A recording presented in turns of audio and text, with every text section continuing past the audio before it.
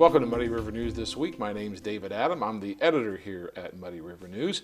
And joining me today is Christina Engle. Christina has been in the news quite a bit lately because of a recent trial that was held over at the Adams County Courthouse involving the death of her 2-month-old infant daughter back in 2018. And thank you for coming over here to take some time to talk to us about, well, basically the last 6 years of your life, I guess. Yeah. Thank you for having me. Well, it's been quite a last 6 years, from dealing with the death of your child to dealing with the trial to all of the emotions that go into grief and the anger and everything. Is there a way that you can sort of summarize what the last 6 years have been? Has it all been kind of the same? Has it changed over time as you've gotten farther from the day that you got that phone call while you were working that your daughter was in danger? Kind of depends on the day, I Okay. guess. Some days are better than others. Some are really bad.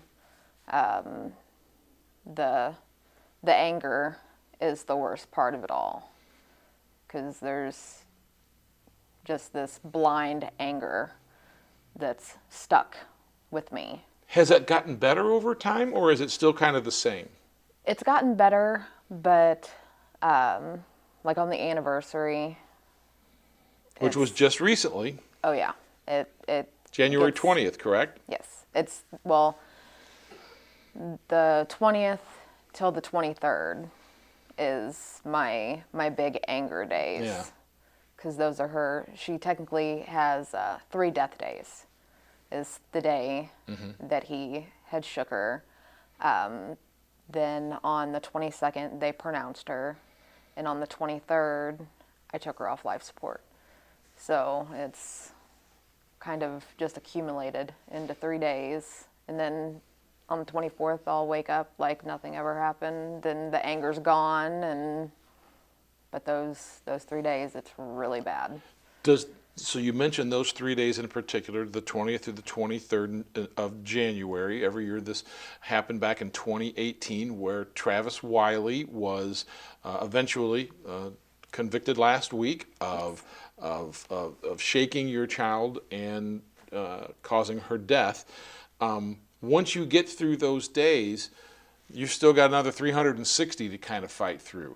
Yeah. What has it been like for you from a day-to-day situation? You say some days are good. Are there more days that are good? Are you having more good days as time passes? Yes and no. It's kind of depending on because I have really severe PTSD now. So if I get hit with a trigger, then that day is completely done. And a trigger for you might be? It's like a house phone ringing or driving alone. I have to be on the phone with somebody if there's nobody in the car. When I come into Quincy, because I left Quincy afterwards, the EMS supervisor truck, the EMS supervisor is the one that took me to the hospital because I couldn't drive. So seeing that truck is a big issue for me. And it's like I see him every single time I come into Quincy. And the helicopter, if it's just sitting at Blessing, it's fine. But if it's on, then the flashbacks go. If I hear it in the air and I look at it, then I'm completely done for the day, and it's ruined. When can I make the assumption that there probably isn't a day that goes by where something you don't take at least a minute to think of a myriad of different things? When you think back to that time, what strikes you the most? What's the one thing that you just that is the phone call or being there at the home or taking her to the house? What is there anything in particular that makes you realize I just can't get this out of my mind?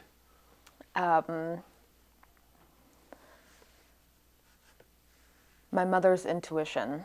That morning, she had been teething and she was gassy. She was constipated, which was said in the trial. Yep. And that morning I woke up and I just felt like, no, you should stay home. You need to call in. And it's like, no, because I'm a single mom. I needed diapers, formula. I can't do that if I stay home. Right. So I went to work even when I had the feeling to stay home. And that's the biggest part of my mom guilt is I should have just stayed home. And it's very easy to be the Monday morning quarterback and look back at that and go, gosh, I should have stayed home. But, that's easy to say, but, we never know. Yeah. I'm sure there'd be people who would like to know, how long had you known Travis? I mean, you guys, I think you said during the trial you'd been friends since like 2009? Mm-hmm. How did you meet, and what was your relationship with him like over the years? My daughter Kirsten, my 13-year-old, her dad and him were really good friends. They were brothers, what have you. And that's how I met him. And we got really close, and we're best friends for years. And, I mean, How many times had you let him watch your kids? He had been around my oldest two daughters hundreds of times. Yeah. Hundreds. And there was never a red flag. So I don't know what switch flipped, but something happened. Yeah. I just wish I knew what it was. Yeah. We've covered this case in great detail. We were there for the trial and everything. I'd like to ask you now how you're moving forward. The fact is, the trial's over. Yeah. And he's going to be in the Department of Corrections for, I think, what do we figure? Minus the time in jail is like 29 years, correct? 29 and a half. Yeah. Somewhere around there. And I know at the time when you heard the verdict from Judge Atterbury, you didn't think that was enough. In the days past, are you still convinced that wasn't enough, or have you thought about it and said, no, I'm good? I actually, since the sentencing, I have not been able to sleep at night because in Todd Nelson's statement, he had mentioned that Travis's convictions or whatever was minor traffic, right, whatever. But he has another felony for fighting in the jail, and he pled guilty in the middle of the court dates for Erie. He pled guilty to hitting another minor, but that wasn't brought up. And I keep thinking, if that would have gotten brought up, if the judge would have had something in front of him saying, oh, this is this, maybe he would have gotten longer. And it's eating at me, but I mean, there's nothing I can do about it. So I just gotta work through that part of it. Just another thing for you to work through. Yeah. I know that when we talked immediately after the sentencing, you talked about the fact that you are trying to become certified to be a CASA volunteer. Where does that stand, and what are you having any success with that? I went in today for an interview, and so far so good. And I should know in the next couple weeks. Why do that? Is that part of your healing to do that? I think as a mother that wasn't able to save one of her children, I need to save somebody else's. In her honor, I guess, is my biggest thing. For people who don't know what a CASA volunteer does, explain that to people as to what you could potentially be doing if you do get certified. Well, I would be going to court dates. With Aries' case, I had an advocate with me. I would be meeting with children of different circumstances and just making sure that they're okay. How much did the CASA volunteer help you during your time? She was amazing. In what way? I ever had a problem, she was there. If I had a question, she didn't know the answer, she went and found the answer, got a hold of me as soon as she could with the answer.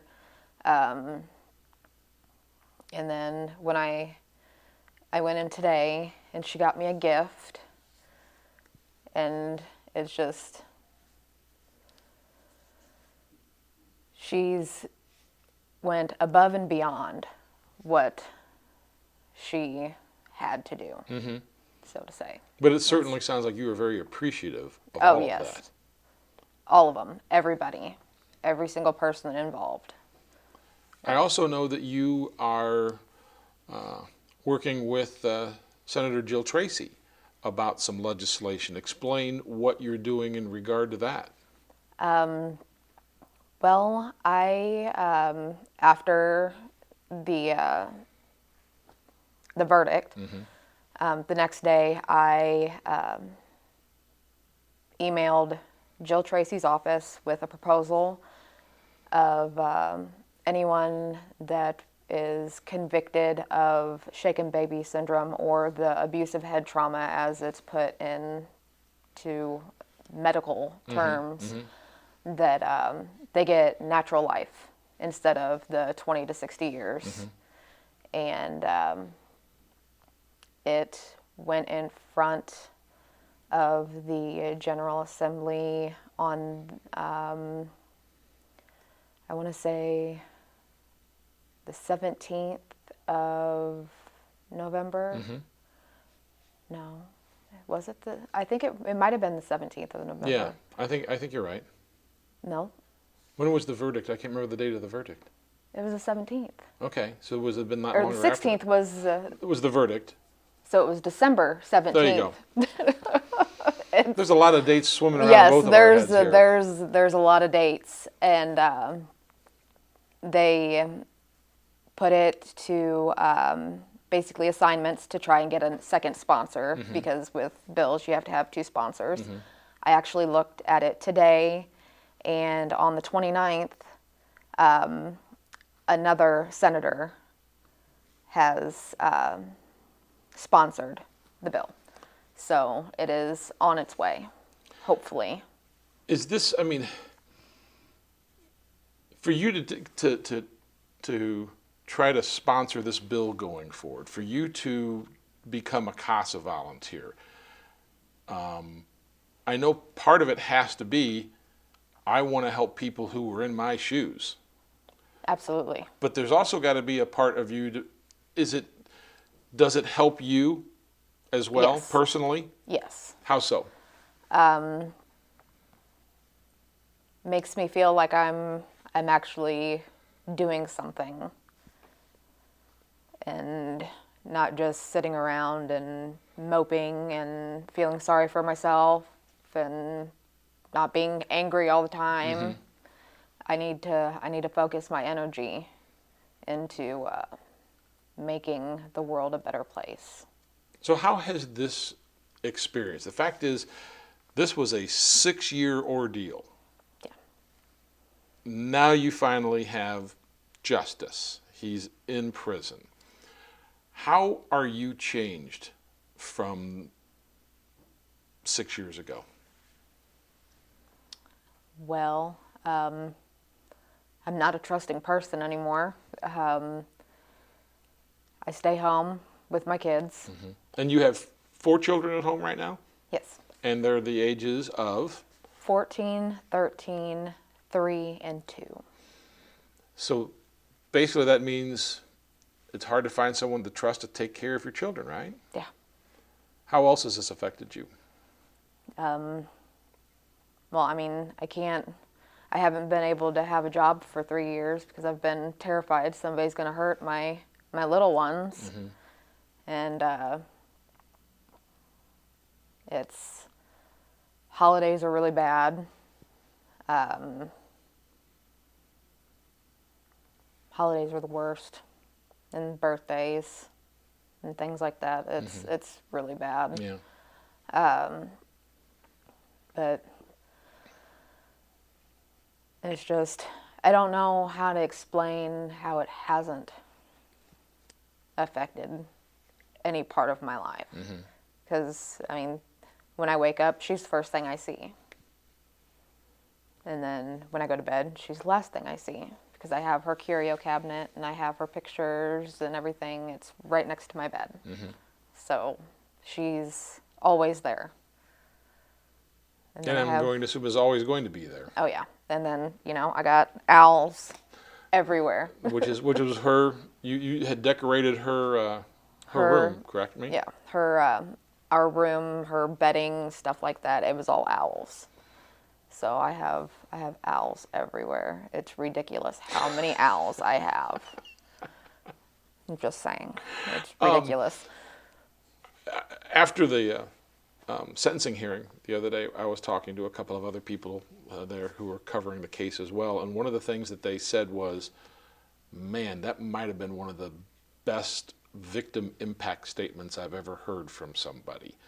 I mean, it was very emotional, and it was very direct. How do you prepare when you know the day is coming where he's sitting 10 feet from you and you've kind of had to keep your mouth shut and you've kind of had to sit there and watch this whole thing? Now he has your undivided attention. How do you prepare for that? That is where I let my anger take over. When I was writing that, I let out every bit of anger I had in that letter. And I mean, if you watch the video, I'm crying, but deep down, I'm wanting to strangle somebody because I'm so mad. And it just, I dwelled on what I was going to say for 6 years. For 6 years. And it's like, what do I say? There's 6 years of stuff I have to say, and I have to fit it in this short little letter. I don't have all day. And if I would have said everything that I wanted to, we'd have been there for another 6 years. So I decided right then and there it wasn't going to be what it usually is, like how it's affected me. It's her life was completely taken. It had just started. So she literally had the blunt of everything. And it was time for her to be heard instead of him. It was, I had decided it was best that I let everyone know her side, because she deserves to have a voice. And I didn't really care about how it affected me because this whole case is about her. And that's where I wanted to keep it. I do remember possibly the one part that I remember the most was when much of the time you spent looking down at your notes. But you looked up at one point and it was almost like you went off script for a second and you said, do you remember how you used to lay next to her and she liked snuggling up next to you? And The I first, remember watching him, and he kind of nodded his head like, "Yeah, I do." And I just thought, you know, wow, that was just a very powerful moment, because he's looking right at you, and you were just like, "Don't you remember?" yeah. And He had just moved back into Quincy from, I don't know if he was in Wyoming or California, because he's been all over the place apparently. But it was the first time he had met Ari. And we were sitting on the couch, and I had her on my lap, and she literally wiggled off of me and moved to him. And it's to remember that, and then what had happened is like, how could you forget that something like that happened? She loved you. Her actions showed it, even if she was just 2 months old. And it's like nothing mattered. I know you had a chance to say what you wanted to say at that time. I'm going to guess that you will not have an opportunity to speak to him again. Is there anything, if you had a chance to sit like this, that you wish that you could say to him that you didn't say that during the sentencing? Well, I mean, we all heard it, where he said that if he had a time machine, he would go back and change whatever. Which I thought was interesting. That was almost a cathartic moment for you, where you're like, "Hey, Yeah. he kind of admitted he did it." Without knowing that he did. Yeah. Yeah. If he was sitting in front of me, the only thing I would say to him is why. I want to know why. What happened? Because I remember when we were waiting on the autopsy, I called down there and I said, I know you can't tell me anything because it's an open investigation, but for my own sake, I need to know if she suffered. And the pathologist said, no, it's like she went to sleep and she just never woke up. So ideas running through your head, falling asleep, just not waking up, you think medication. So I said, so it's like he gave her too much medicine. That's what happened. And he says, well, I'm going to have to say no. He couldn't give me anything else. He just said no. I said, so you're telling me that he physically did something to my child? And he said, I'm afraid I'm going to have to say yes. And that's the... And you still really, to be honest, he's never openly admitted that he did make what I would say, he kind of bobbled his comments, his statement of allocution. Yeah. But if it's almost, it sounds like to you, it's like, just tell me what happened. Yeah. And then after that, I mean, it's not going to change anything, but just a reason. Like, what is your reasoning? It's really, really hard not to know why, but I know that if I do know why, it's going to be even harder, because then the guilt's going to be set in of, well, if I would have did this differently, or if I would have did this differently. And either way, I'm stuck. So, I don't know. It's just, I just want to know why, but I don't. But I do.